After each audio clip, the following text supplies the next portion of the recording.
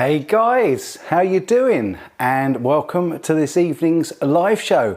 It's Sunday the 18th of October 2020, and yes, Ian, I went live at 6:30 UK time. So I've got lots of you in already. Just say a few hellos. I'm just going to pop out the chat. We have got, obviously, Ian. We've also got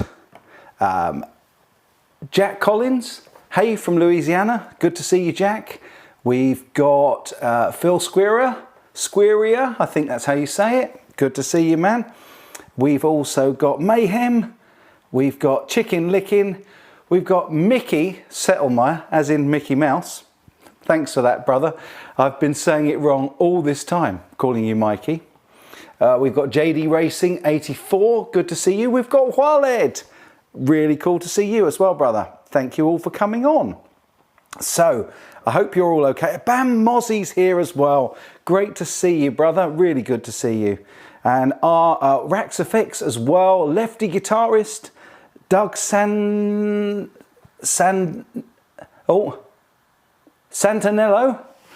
from Florida. Hey, brother. Good to see you. We've got Nick Miller. We've got the great Vanzini. Good morning or evening or good afternoon and good night to everybody. We've got Benjamin Kane. We've got Scott Guitars. Great to see you as well, brother. Sergio Cunha from Brazil. Wow, that's so cool. Alex Swage from Buffalo, New York. Great to see you as well. We've got Blues Player 59. Yeah, we've got a ton of you all in, and it's great to see you. So we have got quite the show tonight. We've got a tribute to the greatest guitarist, in my opinion, of all time. And that, of course, is Eddie Van Halen. A sad loss. And I haven't done anything other than that short tribute guitar piece to him because it just didn't feel right yet. He's been my biggest influence ever, and I really struggled to make a video about his life because, to be quite honest, I didn't like the fact or want to be able to say that it had ended. And yeah, it's taken me a while. It really has taken me a while to kind of get used to the idea that he's gone, and that's really, really tricky, especially when it's your biggest influence on guitar, the thing you love. And yeah, still very, very raw and very painful. And I was with Steve from Boston the night it happened, the Tuesday the 6th of October, and I felt that he really said everything and felt everything that we were all feeling as guitarists in the guitar community. And yeah, but tonight we are going to pay tribute. I'm ready, and I hope you guys are as well. If you've got any questions for me, as always, pop them in the chat with @CGS in front, and then I will see them. We've also got a little unboxing to do tonight, which we will do first. And don't worry about it, Ian Wood, it's not actually a guitar unboxing, although it is a product from Harley Benton that was sent to me, I should say, along with this little beauty and one other. So I think you've all seen the unboxing probably of this absolutely lovely candy apple red Telecaster. And yeah, there we go. Having a little look at that. I absolutely love this thing, and it plays like a dream, and I will be doing the playthrough for you on Tuesday. I'm presently doing Stoptober, so I do have a beer, but if I can show you on the close-up camera, it is a 0 alcohol beer. And because I didn't feel right in doing a tribute to Eddie without toasting him. So we've got Dale Palmer in and Hugh Caldwell, I can see out the corner of my eye, and Geronimo Martinez Faberges. I think that's right. My eyesight is terrible. So welcome everybody, and Janice Lalla, great to see you.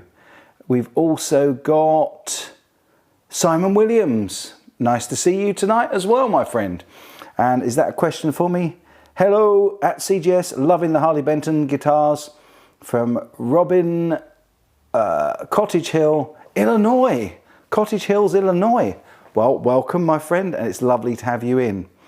What we're going to do tonight, I'm going to start off with the unboxing, because I really do want to dedicate the rest of the show to a tribute to Van Halen. I've got a couple of little films that I've put together as usual with the prep work for the live show tonight. I've also got 10 obscure facts that you may not know about Eddie Van Halen, and I've got another little video just to end with tonight, which I think you'll like. Ian Wood says, CGS, beautiful guitar. I do think they maybe take more care when they're guitars for the media. Lots of mine have arrived slightly damaged. Oh dear. Yeah, I'd certainly think, oh, and hello Brian Simmer as well. Great to see you, my friend. And I hope you're feeling well. Brian has been recovering from a back operation. He's had some real pain in his back. I emailed you this morning, my friend, and I am still sending you my best, and I hope you make a quick recovery. Yeah, so yeah, definitely, of course, anything that they send out for review, they're going to take, well, you would hope that they'll take an extra bit of care with, but it's not always the case. But I'm sorry that you got a couple damaged, but that is a good point. Ian Wood, can you tell me, did Harley Benton rectify that for you really quickly? Do let me know. Okay, I am going to, I think, how many have we got? We've got 51 of you in and watching at the moment. Also, sorry, 56 of you in and watching at the moment, and 11 likes. Awesome. If we can get up to 20 likes, I will do the Harley Benton unboxing. And again, I'll just say that it isn't a guitar, so I don't want to get everybody's hopes up. Hey, Spencer Cron, good to see you. And also Simon Williams, George Lackey from, also from Illinois. Centralia, does that say Centralia? I don't know, not sure. And also JW, good to see you as well. And the Whippets, love it. Okay, Dave Lewis, good to see you as well. We're getting quite a few in now, aren't we? So that's really cool. Let's have a look. Oh, we're up to 28 likes. Right, now we'll do this little unboxing, and we'll start with this. And it's already in its own little box. And this was a recommendation, or let me get it up the right way before I show it to you. This was a recommendation from my buddy Stuart Morris, who emails me very frequently and does help me out with some ideas. And he suggested that I should try a Harley Benton talk box. So that's what we are going to unbox this evening. Simon Williams says, Doom Bar is excellent beer. It is indeed, my friend, even if it's the alcohol-free variety. You can't beat a little bit of that. And Ian Wood says, yeah, the CS were spot on, admittedly. They were very swift to offer compensation. Brilliant. Excellent. That's what we like to hear. So let's open up this Harley Benton talk box just for my buddy Stuart Morris. There's the tube. We will open everything up and get it out. Let's have a look. Oh, I just dropped one of the Velcro ties. There we go. That's the tube and the connector there that goes onto the middle of the talk box. We then, oh, there we go. There's the tie that I just dropped. I'll pop that there so I don't lose it. We've then got a little insert, which I'll get rid of. We have a power supply. And there we go. And it is not a UK power supply, so I'm going to have to convert that. I'm pretty sure it would be 9 volt positive ring, negative, or I think, is it that way around? Positive tip, negative ring, there we go. So that's not a problem, we can do that. And then, wow, this is a heavy beast. Let's get rid of the box. And there, we'll unpackage the pedal itself. And it comes with some instructions, which we'll look at later, and also some of this silica gel that keeps it all nice and dry. And there it is. There is the Harley Benton talk box. And you can see here we've got a drive, we've got a tone, and we've got an output. And then in here, that I believe is where this little bit goes. And it's got a screw mount in there as well, so I can cut a thread on the plastic there. So we'll have a little play with the talk box soon. At the back, we've simply got an in and an out to the amp. And there we go, I can confirm it's actually 12 volt, negative sleeve, positive tip. There we go. And what a surprise. Where is it made? Made in China, of course. I love the look of the wood on the side. That's quite classy. On the bottom, there's a bolt holding it all in and 4 rubber feet. And of course, right on the front there, the switch for it. So there we are. I will be trying this out for you pretty shortly, and look forward to doing that. I'll have a quick look at these instructions.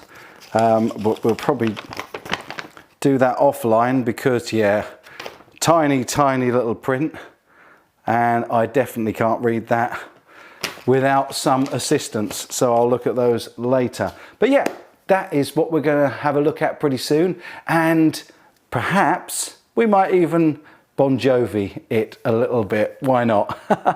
So I hope you enjoyed that.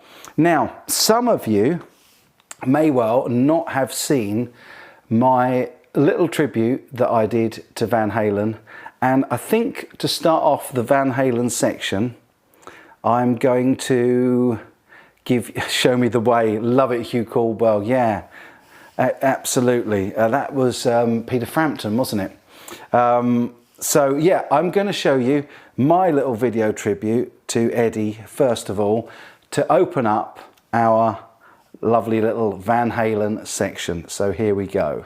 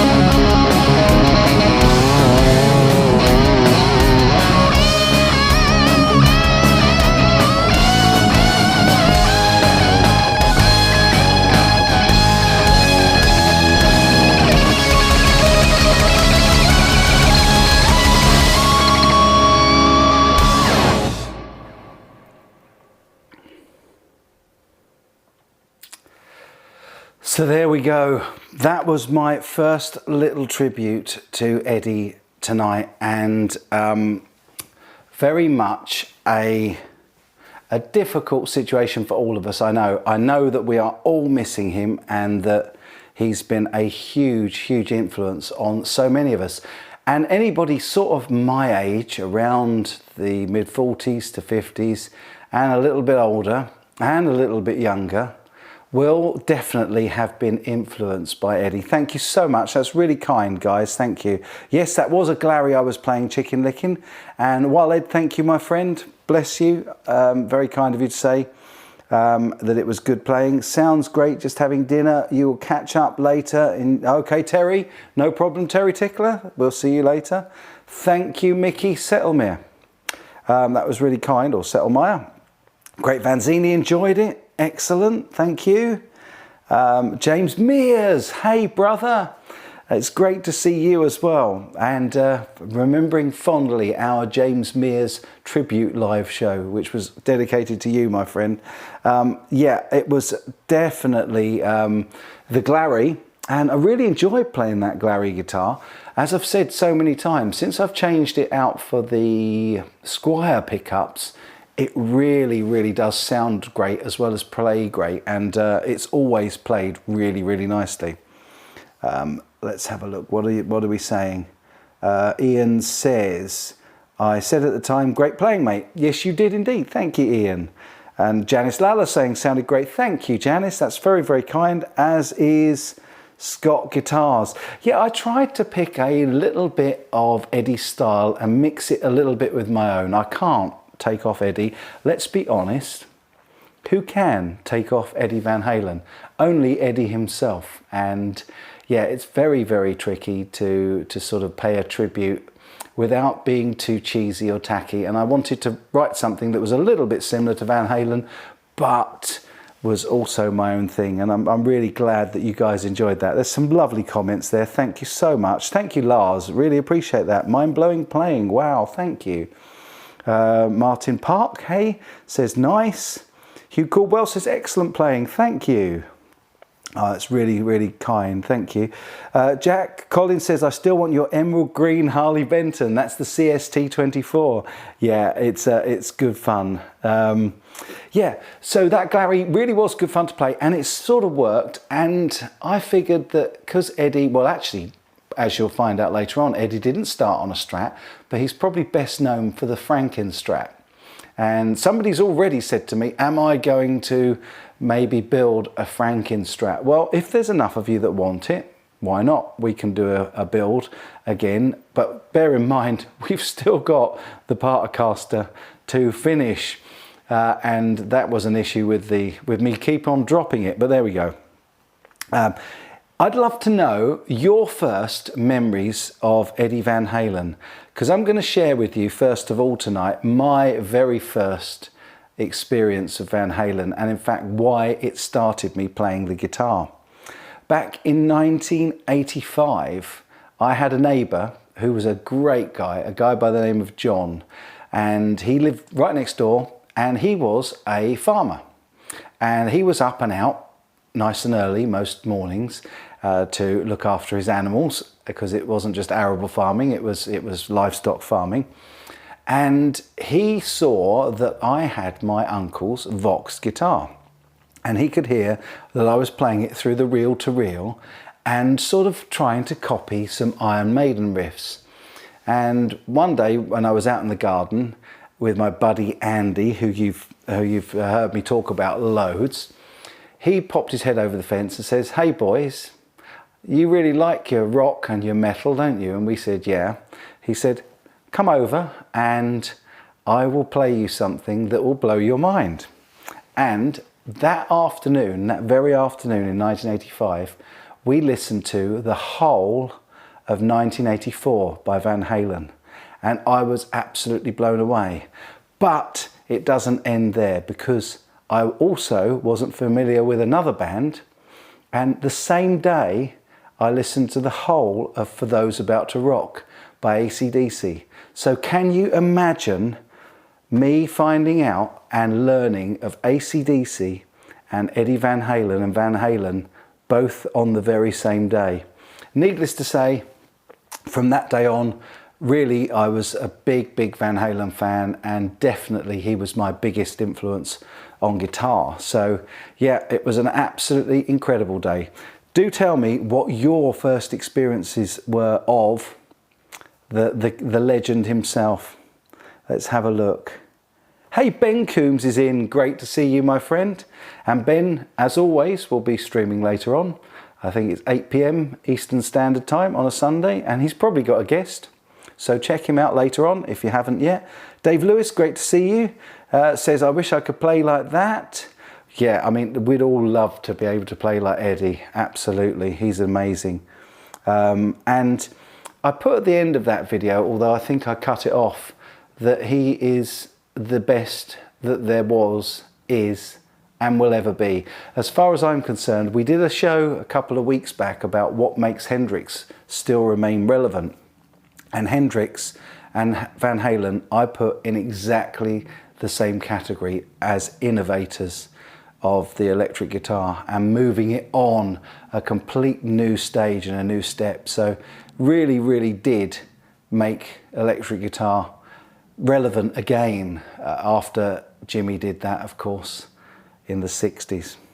I'm just trying to catch up with your comments. Please put @CGS in front if it's something you want me to read. Although I have seen Joe Riding 84 says, my first EVH memory, my cousin trying to learn the tapping part to Eruption on his cheapo electric when I was 8. The next week I had my first ever guitar and the 1984 album. Brilliant, man. That 1984 album changed my life. Pete Brown says, my first memories of EVH are from 1980 when I was 12. My older brother played me Eruption and the rest was history. Between Hendrix, Jeff Beck, Clapton, Schenker and Ace Frehley are the reasons I play. Great list there, my friend. Absolutely great list. Yeah, absolutely. That's Whitey's Workshop says, wow, a mind-blowing day. It was a totally mind-blowing day. And Mickey Settlemere says, I must have passed out. Yeah, I almost did. It was a really incredible moment for me. It was life-changing, especially from the perspective of guitar playing. I still love Maiden. I still loved Maiden, but Eddie just changed my approach totally. And yeah, it was absolutely incredible. Let's see. Ben Coombs' first experience was hearing the first track of Diver Down on a mixtape a cousin left in his grandfather's place. Awesome. Excellent. So Diver Down, about 82, I think, or 83. It's in the little piece that I've got for you coming up shortly. So we'll definitely find that out for sure. Chicken Licking's got a Variac and a 50-watt Marshall Brown sound. We'll also cover a little bit of that. Of course, that's the thing with Eddie. Eddie was such an innovator and such an originator of new ideas. A lot of technical stuff with the way he played, you know, the dive bombs actually being one of the first to have locking nut and using a Floyd Rose on a Strat with a humbucking pickup in the bridge position. And he didn't invent tapping, but he sort of popularized, hello fly, popularized tapping, but also all those scratchy sounds, the dive bombs, the tap harmonics. There were so many things that he originated, and that was one of his things. And he was a big fan of tone. He was a tone chaser, and even right up till the end he was chasing his Brown sound, and we'll see a bit more of that in the video. Spencer Cron, hey man, says my first impression of him was, what planet is he from? Never heard anything like him before. No, absolutely. And that's what happens with revolutionary guitarists. That's why I put him in the same category as Hendrix, because I think Hendrix, and then I think Eddie was the next. I really do. And that's not to take anything away from some of the great Brits, you know, Clapton, Page, Jeff Beck, any of those guys, but to really sort of move it on and have a completely new approach to guitar, Eddie was the man after Hendrix, as far as I'm concerned.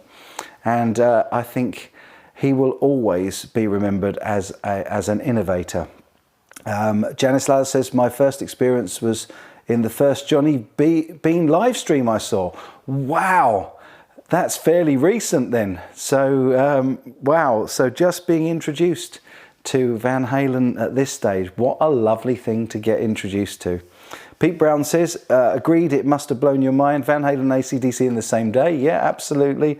Reminds me of the first day you heard Priest, Hendrix and Maiden. Wow, on the same day, man. Wow. Yes, you're right, Ben. He definitely was the king of the wiggle stick. Pete Brown still loves Maiden as well. Good on you, man. So do I. Chicken Licking says, everyone always misses out the fact that he used the Variac to lower the plate voltage on his output tubes. Actually, you know what? Eddie purposely obfuscated what he did with the Variac. Sometimes he said he raised the voltage. Other times he said he lowered the voltage. I think most of us now realise that what he was doing is running the amp on full and then taking the voltage down so it didn't overload. But lots of dead Marshalls in the Marshall graveyard, thanks to Eddie Van Halen trying to hide what he was doing. Not the only thing he would hide, but we'll have a bit more of that in a moment as well. Hugh Caldwell said, I heard Van Halen 2 when I was 12 in 1982. Big fan ever since then. Awesome, awesome, man. Wow. So you had about 3 years on me in terms of Van Halen, and actually, funny enough, it took me another 10 years to first see Van Halen live, and I only got to see them once. And I was having a chat with my buddy Steve from Boston the other day about this particular gig, and it was actually on the 23rd of June 1995. And you will love this lineup, especially if you're from the UK, because the opening band at Wembley Stadium were Thunder. And I absolutely adored Thunder. And then they were sort of followed up by Ugly Kid Joe. And then this whole tour was a double headliner. But the day that I saw them at Wembley on the 23rd of June, Van Halen were headlining. And their very support act just before they went on was none other than Bon Jovi. So I saw Thunder, Ugly Kid Joe, Bon Jovi, then Van Halen. And actually I got a bit mixed up when I was telling Steve from Boston. I thought it was a Bryan Adams concert.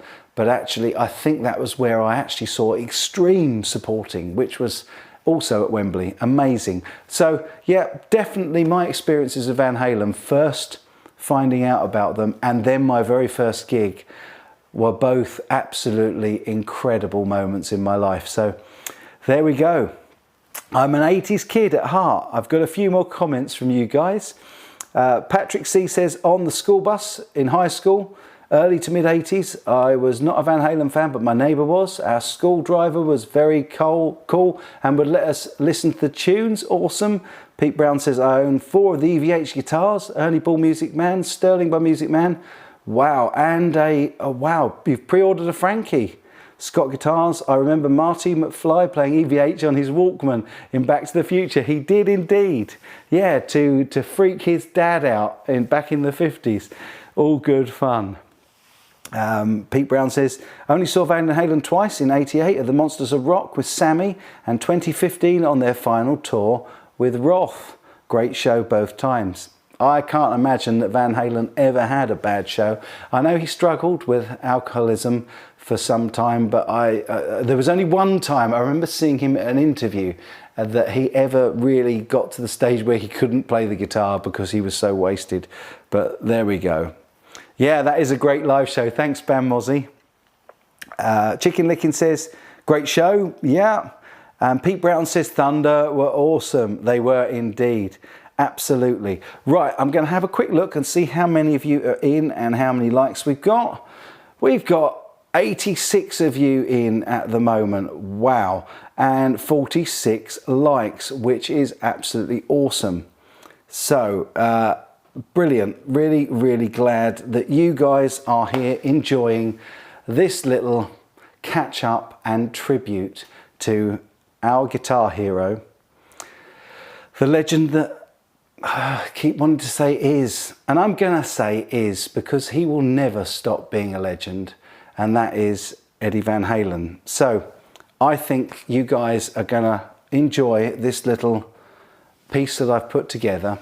As always, I've done a little potted history for you, and I really hope that you enjoy this, and let's just go and watch it, shall we?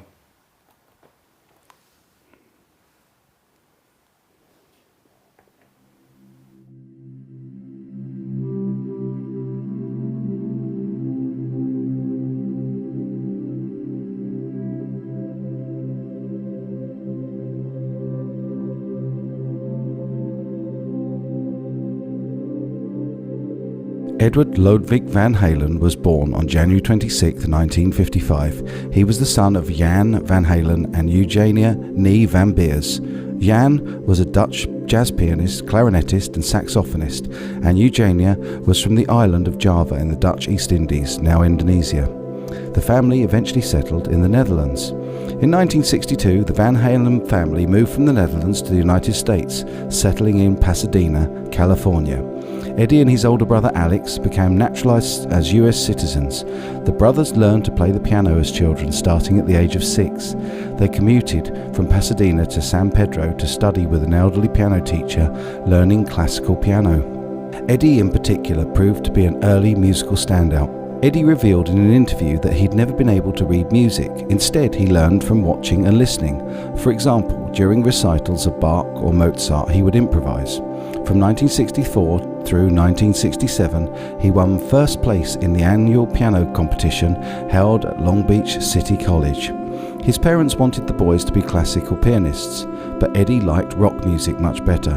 Consequently, when Alex began playing the guitar, Eddie bought a drum kit for himself. However, after he'd heard Alex's performance of the Safaris drum solo in the song Wipeout, he gave Alex the drums and began to learn how to play the electric guitar. According to him, as a teen, he would often practice while walking around at home with his guitar strapped on or sitting in his room for hours with the door locked. What a joy and lucky coincidence that the brothers swapped instruments. Eddie and his brother formed their first band with 3 other boys, calling themselves the Broken Combs, performing at lunchtime at Hamilton Elementary School in Pasadena, where he was in the 4th grade. He would later say that it was when he first felt the desire to become a professional musician after hearing the Clapton, Bruce and Baker supergroup Cream. Speaking at an event in the Smithsonian National Museum of American History in 2015, Eddie discussed his life and the American dream, saying, "We came here with approximately $50 and a piano, and we didn't speak the language. Now look where we are. If that's not the American dream, what is?" Eddie and his brother Alex formed a band called Mammoth in 1972. 2 years later, the band changed its name to Van Halen and at the same time became a staple of the Los Angeles music scene while playing at well-known clubs like the Whiskey A Go-Go. The band got a break in 1977 when Kiss bassist Gene Simmons discovered them and financed the recording of their first session. Soon after, Van Halen signed with Warner Brothers, and in 1978, Van Halen put out its self-titled debut album, which featured the hit single Running with the Devil. The combination of Eddie's electric guitar riffs and Dave Lee Roth's tongue-in-cheek antics launched the album to platinum status within 6 months of release. The band's album Van Halen reached number 19 on the Billboard pop music charts, becoming one of rock's most commercially successful debuts. It was highly regarded as both a heavy metal and hard rock album. By the early 1980s, Van Halen was one of the most successful rock acts of the time. During the next few years, Van Halen became one of the hardest working and most profitable bands in the recording industry, releasing a string of multi-platinum albums in quick succession. 1979's Van Halen 2, 1980's Women and Children First, 1981's Fair Warning, and 1982's Diver Down. But the true superstar status did not come until the release of 1984, which showcased the now classic mega hits Jump, Panama and Hot for Teacher, with videos for each burning up MTV. The album 1984 went 5 times platinum a year after its release. The lead single Jump became the first and band's only #1 pop hit and garnered them a Grammy nomination. Despite or because of their newfound stardom, during this time tension began to grow between Dave Lee Roth and other members of the band. and in 1985, after recording his own successful solo album, Roth left the band to be replaced by former Montrose frontman Sammy Hagar. Showing a remarkable resiliency, Van Halen put out several successful albums with Hagar as frontman, including 1986's 5150 and 1991's For Unlawful Carnal Knowledge.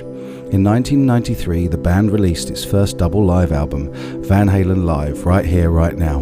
By the mid-1990s, though tension resurfaced, Eddie had a history of alcohol abuse, but the new decade found him sober, and the newly clean and sober Eddie and the unrepentant wild man Hagar butted heads continuously. In the wake of these clashes, Hagar's last Van Halen record would be 1995's Balance. However, he returned to the band briefly in 2004 for a greatest hits release and tour. Shortly after Hagar's departure, Roth returned for a much publicised Van Halen reunion, but after recording 2 songs for a greatest hits album and making an appearance with the band at the MTV Music Award, Roth left again. This time he was replaced by Gary Cherone, formerly of the heavy rock band Extreme. Cherone's debut with the band, Van Halen 3, was released in 1998, but slow sales ensured his departure. The band won the 1992 Grammy Award for Best Hard Rock Performance with vocals for the album For Unlawful Carnal Knowledge. In 2019, the band ranked 20th on the RIAA list of best-selling artists, with 56 million album sales in the United States and more than 80 million worldwide. Additionally, Van Halen charted 13 #1 hits in the history of Billboard's mainstream rock chart. Meanwhile, VH1 ranked the band as 7th on a list of the top 100 hard rock artists of all time. And in 2007, Van Halen was inducted into the Rock and Roll Hall of Fame. Individually, Eddie received acclaim for his guitar work in the band. Eddie engaged in several projects outside of his eponymously named band, including solo work, partnerships with his brother on film soundtracks such as Wildlife Twister and a porno film, as well as musical collaborations with Kiss bassist Gene Simmons, Nicolette Larson, Michael Jackson, Brian May, Sammy Hagar, Black Sabbath, Roger Waters, and Toto guitarist Steve Lukather, as well as LL Cool J. In addition, Eddie made cameo appearances in the music video for Frank Sinatra's LA Is My Lady, an episode of Café American starring his then wife Valerie Bertinelli, and an episode of 2.5 Men. Eddie was also an inventor of 3 patents related to guitars: a folding prop to support a guitar in a flat position, a tension adjusting tailpiece, and an ornamental design for a headstock. In 1981, Eddie made his first guitar endorsement by launching the 5150 Beretta model with Kramer. This partnership lasted a decade, when in 1991 Eddie moved away from Kramer and joined forces with Ernie Ball Music Man, where they jointly developed Music Man EVH model guitar, a partnership that lasted until 1995. In 1996, Eddie teamed up with Peavey, where they developed the Peavey EVH Wolfgang. This relationship lasted until 2004, when Eddie joined forces with Fender, initially releasing the Edward-endorsed Art Series guitars under Fender's Charvel brand, and later developing the EVH brand. Eddie's first string endorsement happened around 1989, when Ernie Ball launched the 5150 EVH line of guitar strings.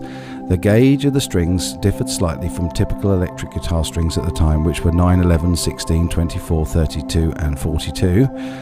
The EVH Ernie Ball strings measured 9, 11, 15, 24, 32 and 40. After this endorsement deal ended, the guitar strings became part of Fender EVH line and are now sold as EVH premium strings. In 1993, Eddie collaborated with PV Electronics to develop a series of amplifiers and cabinets, collectively called the 5150 series. In 2004, PV and Eddie parted ways, and Eddie started a relationship with Fender, where they began development of the EVH products and brand. In 2007, the first EVH branded amplifiers were produced for Fender, followed shortly after by a limited edition Frankenstrat inspired guitar. Then in 2009, they continued to press forward on the guitar front by releasing the Wolfgang inspired EVH line. The brand has since expanded to include additional guitars and accessories. Van Halen's 1978 instrumental solo Eruption, which was voted number 2 in Guitar World Reader's poll of the 100 greatest guitar solos, showcased a solo technique called tapping, a technique using both left and right hands on the guitar neck. Although he popularised tapping, he did not invent the tapping technique which had been used by flamenco guitarists for at least a century, as well as the likes of Western virtuosos like Paganini on both violin and guitar. According to Music Radar, Steve Hackett, lead guitarist with Genesis in the 1970s, is widely credited with inventing two-handed tapping and was an influence on Van Halen. When asked about this, Hackett said, "Eddie and I have never spoken about it, but yes, he has credited me with tapping." Eddie is a fine player, of course, and he is the one who named the technique. George Lynch said in an interview that he and Van Halen saw Harvey Mandel tap at the Starwood in the 1970s. Van Halen named Jimmy Page of Led Zeppelin as an influence, saying in one interview with Guitar World, "I think I got the idea of tapping watching Jimmy Page do his Heartbreaker solo back in 1971. He was doing a pull-off to an open string, and I thought, wait a minute, open string pull-off, I can do that, but what if I use my finger as the nut and move it around? Just kind of took it and ran with it." Van Halen used custom equipment throughout his career. His original choice of guitar was a Gibson Les Paul, for which he replaced the original P90 on the bridge with a humbucker in order to sound like Eric Clapton. He's most associated with the Frankenstrat custom-built guitar from Parts. The maple neck cost $80 while the ash body was bought for $50, as the wood had a knot in it. The tremolo arm was originally taken from a 1958 Fender Stratocaster and was later replaced with a Floyd Rose arm. The guitar had a single Gibson PAF bridge pickup, which he enclosed with paraffin wax to prevent feedback. The Frankenstrat was originally painted black, but was recoated with red bicycle paint in 1979. For Van Halen's 2012 tour and early 2015 television appearances, he used a Wolfgang USA guitar with a black finish and ebony fretboard. For the 2015 tour, he used a white Wolfgang USA designed guitar by Chip Ellis, featuring a custom kill switch. Van Halen used a variety of pickups, including 1970s Mighty Mites, which were made by Seymour Duncan and were copies of DiMarzio Super Distortion pickups. Van Halen also used Gibson PAFs, one of which was rewound by Seymour Duncan in 1978. In an interview with Guitar World in 1985, Van Halen stated that his sound style, which he called the Brown sound, is basically a tone, a feeling that I'm always working at. It comes from the person. If the person doesn't even know what type of tone I'm talking about, they can't really work towards it, can they? In an interview with Billboard magazine in 2015, he stated that he actually tried to describe the sound of his brother Alex's snare drum, which he thought sounds like he's beating on a log. It's very organic. So it wasn't my Brown sound, it was Alex's. In 1980, Van Halen met actress Valerie Bertinelli at a Van Halen concert in Shreveport, Louisiana. They married in California a year later and had one son, Wolfgang. In 2005, Bertinelli filed for divorce in Los Angeles after 4 years of separation. The divorce was settled in 2007. The following year, Eddie proposed to his girlfriend, Janie Lezeski, an actress and stuntwoman who was Van Halen's publicist at the time. The two married in 2009 at his studio estate, with his son Wolfgang and ex-wife Bertinelli in attendance. His brother Alex Van Halen is ordained minister, and he officiated the wedding in 2009 and his former sister-in-law Valerie Bertinelli's wedding in 2011. Van Halen struggled with alcoholism and drug abuse. He began smoking and drinking at the age of 12, and he stated that eventually needed alcohol to function. He entered rehabilitation in 2007 and later shared an interview that he had been sober since 2008. Suffering from lingering injuries from past high-risk acrobatic stage performances and crashes, Van Halen underwent hip replacement surgery in 1999 after chronic avascular necrosis, with which he was diagnosed in 1995, became unbearable. He began receiving treatment for tongue cancer in the year 2000. The subsequent surgery removed roughly a third of his tongue. He was declared cancer-free in 2002. He blamed the tongue cancer on his habit of holding guitar picks in his mouth, stating in a 2015 interview, "I used metal picks, they're brass and copper, which I always held in my mouth in the exact place where I got tongue cancer. I mean, I was smoking and doing a lot of drugs and everything, but at the same time, my lungs are totally clear. This is just my own theory, but the doctors say it's possible." In 2012, Van Halen underwent an emergency surgery for a severe bout of diverticulitis. Recovery time required due to the surgery led to postponement of Van Halen tour dates scheduled in Japan. Van Halen was later hospitalized in 2019 after battling throat cancer over the previous 5 years, and his ex-wife Valerie Bertinelli also mentioned a battle with lung cancer in an Instagram post shortly after his death. He died from the illness at St. John's Health Center in Santa Monica, California on October 6, 2020, at the age of 65, surrounded by his wife, Janie, son and Van Halen bassist Wolfgang, ex-wife Valerie Bertinelli, and brother Alex, who co-founded and drummed in Van Halen. On 6th of October, some of Eddie Van Halen's childhood landmarks in Pasadena became memorials where fans could pay their respects to the guitar virtuoso and legend that was Eddie Van Halen.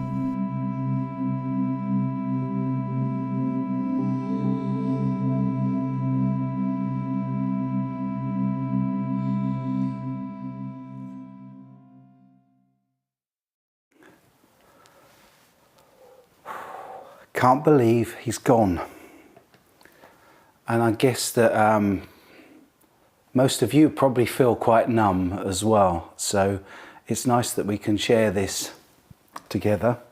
And I really hope you enjoyed that little potted history I put together of his life. It's the best tribute I could think of for my guitar hero. And yeah, I really hope you enjoyed it. Thank you. I've just seen some lovely comments there. Thank you very much. Just going to pop that out so that I can see it. It's still very raw, I'll be honest. And yeah, I guess that the nicest thing to do is to remember all the wonderful things that he gave us on the guitar, all the innovations and all the great music that he's left behind. And yeah, I think that we will never forget him. We'll never forget him. And we'll never forget his playing.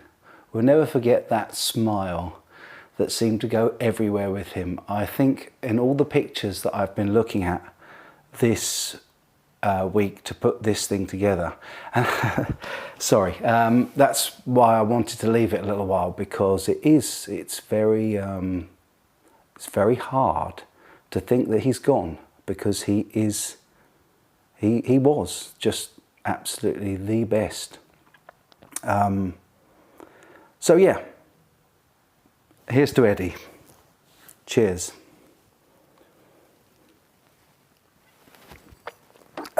I put some to put together as well. Sorry, I'm gonna, before I go somewhere silly, I did put together some lesser known facts about Eddie and Van Halen for you guys, just so that, just for something interesting. And that's one of the things I've tried to do with this live stream since I've been keeping them to an hour. Let me see how long we've been running, because we don't want to go over the hour. Oh my word, we've only got about 10 minutes left, and I've got another video to show you yet. Yeah, so I've put 10 things together that you might not know about Van Halen, but I think will be quite interesting facts for you. Hey, Big G, Gary, I've sent you a message, my friend. Thank you, everybody. That's very, very kind in the comments section there. I really do appreciate that. So, first fact that you might not know was his first band, well, not really his first band, but Mammoth was originally called Genesis, until Eddie found out about the UK band of the same name. And so I don't know if you knew that, but there you go. Secondly, Eddie suffered really badly to begin with from stage fright, and his father suggested having a drink or two, and that could possibly be where he started to get his alcohol problem from. So not sure his dad did him a favour there. However, number 3, his brother definitely did him a favour, because when he started out, he began by playing the solos to his songs with his back to the audience. And that was, in Alex's words, to not give away his secrets. So I don't know if you're aware of that, but I've heard that before. Number 4, Eddie never got paid a penny, not a bean, from his solo on Beat It, which he did as a little favour to Michael Jackson. I don't know if you're aware of that. Fact number 5 is that Eddie actually appears in the soundtrack for Lethal Weapon 4. And I didn't know that until I looked it up today, which is very interesting. And I'm going to go off and find Lethal Weapon 4 soundtrack and see exactly what it was that he did on it. It might just have been that he did some scoring, because he did a lot of scoring with his brother Alex. Number 6, now this is a real amazing story that I wasn't aware of, but I guess that some of you will be, especially if you're Pantera fans, because when Dimebag was sadly lost, Eddie Van Halen went to his funeral, and Dimebag's favourite guitar was the yellow and black guitar that made it onto the front cover of Van Halen 2. Although I have to tell you, it wasn't built in time to make it onto the recordings of Van Halen 2. But Eddie, as a mark of respect, put that guitar in the casket, and it was buried with Dimebag Darrell of Pantera, which I thought was a really lovely thing to do. Okay, number 7. Fact number 7. Eddie's favourite chill out was to sit in bed and watch reruns of Law and Order, the American TV series. And I've enjoyed that in the past as well. So I don't know if you guys have watched that, but that was Eddie's favourite little thing, apparently, his chill out. Interesting fact number 8 that you might not know is that Gene Simmons, when he first discovered Van Halen, actually wanted to call them Daddy Longlegs. So they almost changed from Mammoth to Daddy Longlegs rather than Van Halen, but there we are. Number 9, did you know that Van Halen actually hold a Guinness World Record for the highest paid single appearance? And that was at a US music festival in 1983, where they played for 90 minutes and got paid $1.5 million. So that was an interesting thing that I didn't know before. And then finally, number 10, Eddie learned to play guitar listening to Eric Clapton and Cream and the song I'm So Glad. And I'm so glad that I've been able to share a little bit of Eddie with you guys tonight. I really am very grateful for all the lovely, kind comments that you're putting and joining in and having a good reminisce and a tribute to Eddie Van Halen tonight. He was absolutely one of my biggest ever heroes, not just on guitar, but in life in general. He was such a smiley, happy looking person. As I say, when I've been doing these videos today and during this week, I'm just amazed that pretty much every picture of Eddie, he's got that big, wonderful grin on his face. And that's how I will remember him. And I'm pretty sure that's exactly how Eddie would want us all to remember him. And so I'm going to close tonight with one more video for you. And I would like to pay tribute to the absolute legend that was Van Halen.